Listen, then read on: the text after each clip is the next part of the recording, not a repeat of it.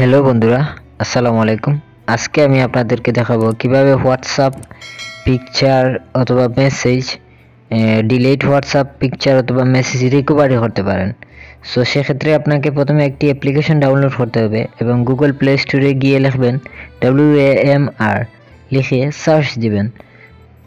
Search দেওয়ার পর এই যে প্রথমেই আসছে, আপনারা দেখতে পাচ্ছেন, এই অ্যাপ্লিকেশনটা ডাউনলোড করবেন, ইনস্টল করবেন। Recover delete message and status download, খুবই ভালো একটি অ্যাপস।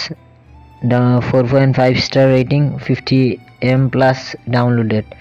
সো ভালো রেটিং আছে, এটা একটি ডাউনলোড করে নেবেন, খুবই রেসপন্সিবল।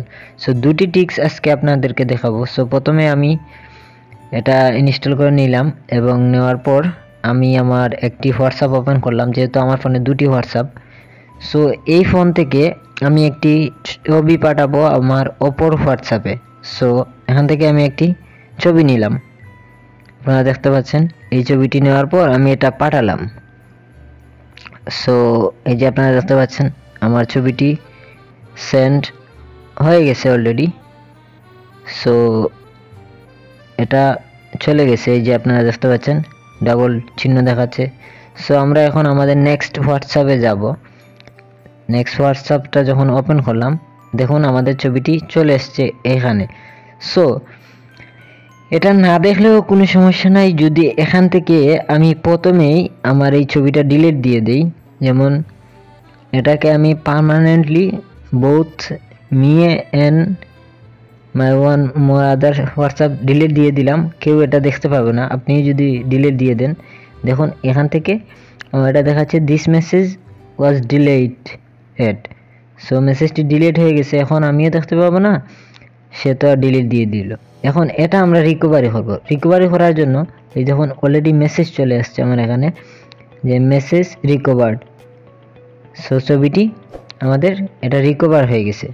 সো এটা দেখার জন্য আমরা প্রথমে কোথায় যাব, আমাদের হোয়াটসঅ্যাপ রিকভারি যেটা আমরা ইনস্টল করেছিলাম অ্যাপ্লিকেশনটি, সেটা ওপেন করব।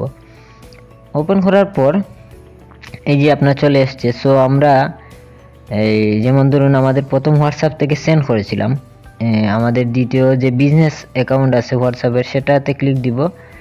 এই যে নেক্সট, এই যে 2 নম্বরে এটাতে ক্লিক দেওয়ার পর আমরা এটা রিকভারি করব। যেমন রিকভারি, এই মেসেজ রিকভারি, মিডিয়া।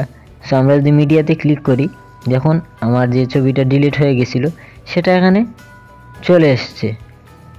সো যে কেউ যদি আপনার এটা ডিলিট করে দেয়, ছবি অথবা যে কোনো মেসেজ, আপনি এটা পেয়ে যাবেন। এবং এটি এখান থেকে আপনি স্ক্রিনশটের মাধ্যমে গ্যালারিতে নিতে পারেন, আবার এটিকে যে কোনো জায়গায় শেয়ার করতে পারবেন, মেসেঞ্জার, হোয়াটসঅ্যাপ, ইমোস, যে কোনো জায়গায় শেয়ার করতে পারবেন।